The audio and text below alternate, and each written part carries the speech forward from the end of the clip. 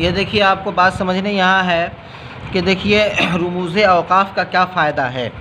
रुमूज़े औक़ाफ़ को क्यों आदमी ज़िक्र करता है, क्यों कहता है कि ये लगानी चाहिए। क्या अगर हम हमवार यानी एक ही मर्तबा लहजे में भी, अगर हम हमवार लहजे में भी बोलते हुए आवाज़ के उतार चढ़ाव के बग़ैर मुसलसल बोलते चले जाए तो सुनने वाला हमारी बात का मतलब कुछ का कुछ समझ सकता है।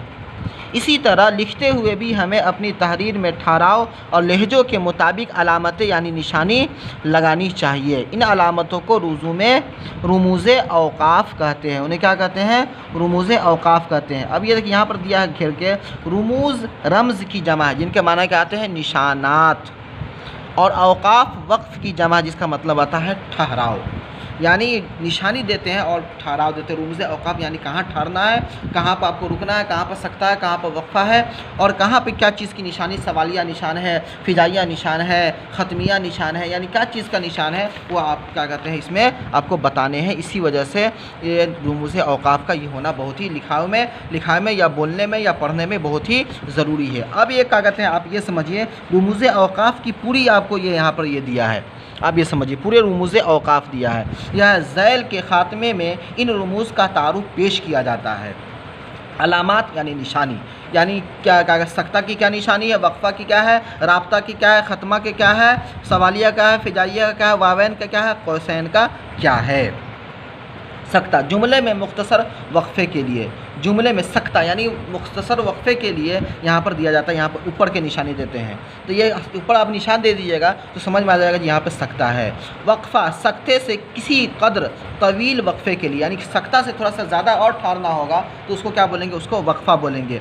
मुफस्सल हम ख़याल मुख्तसर जुमलों को ऐसे ही दूसरे जुमलों से जोड़ने के लिए, यानी एक जुमला है उसको दूसरे जुमला से जोड़ने के लिए आपको दो बुनका का निशान लगाना पड़ेगा। इसको क्या कहते हैं? इसको हम राब्ता कहते हैं।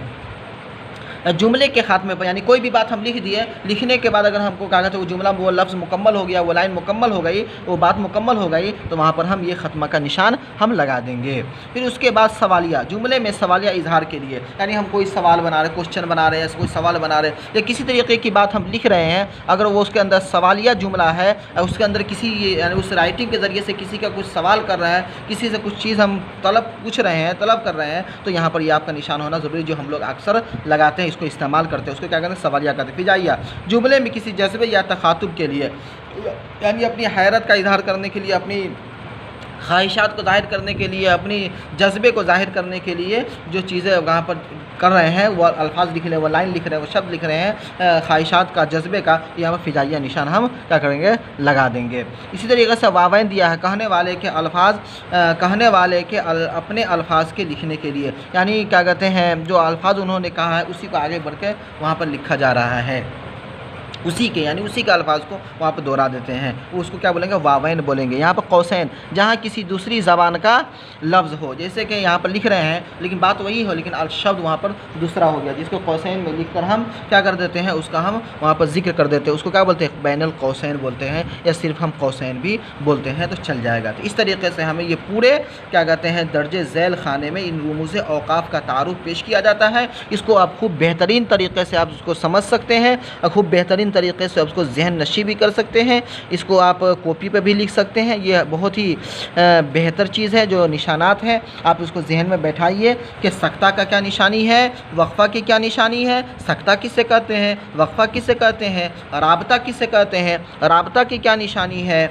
और ख़त्मा किसे कहते हैं, ख़त्मा की क्या निशानी है, सवालिया किसे कहते हैं, सवालिया के निशान क्या है, फ़िजाइया किसे कहते हैं, फ़िजाइया के निशान क्या है, वावैन किसे कहते हैं और वावैन के निशानी क्या है, कौसैन किसे कहते हैं और कौसैन के निशानी क्या है, और रुमूज़े औक़ाफ़ के क्या फ़ायदे हैं जो मैंने आपको यहाँ पर बताया, ज़िक्र करवाया मैंने कि अगर यूँ ही तरीक़े से अगर हम इन चीज़ों का इस्तेमाल नहीं करते हैं और यूँ ही बोलते हुए चले जाते हैं, यूँ ही लिखते हुए चले जाते हैं, तो पढ़ने वाला या सुनने वाला हमारे अल्फाज से कुछ मतलब निकाल सकता है और कुछ से कुछ मतलब वो समझ सकता है क्या कहते हैं इसी तरीके से अल्फाज वो कुछ भी वो नकल कर लेगा। इसलिए ज़रूरी होता है कि आप लिखते समय उसकी अलामत लगाइए, उसकी निशान लगाइए कि आप क्या लिख रहे हैं, सवालिया निशान है, फिजाइया निशान है या ख़त्मिया निशान है, वो अल्फाज किस तरीके किस बात पे आपकी दलालत करता है।